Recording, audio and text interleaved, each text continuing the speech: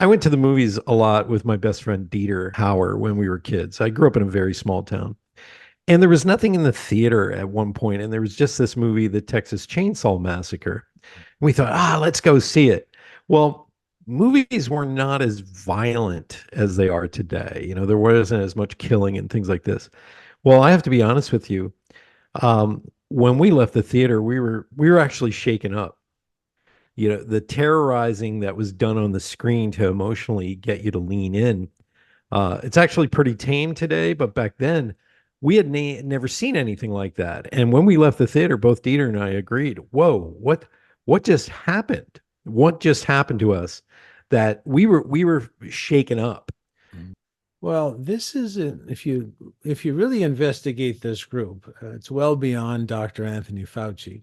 You go back very far into history. This is very old technology. So there is an ancient ritual called a cremation of care. And what you just described is a cremation of care ritual. And this has benefits for the controller. So what happens is you flood the neurology with so many fear and terror and panic-based impulses that it has to shut down in order to protect itself.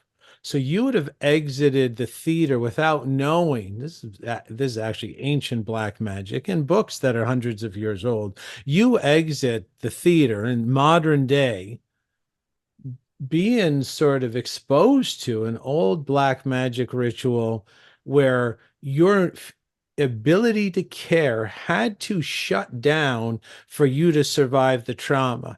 Now, when you walk around the world, that means your care was cremated. That's why it's called a cremation of care ritual. And it means you don't really have the full neurological capacity to care anymore.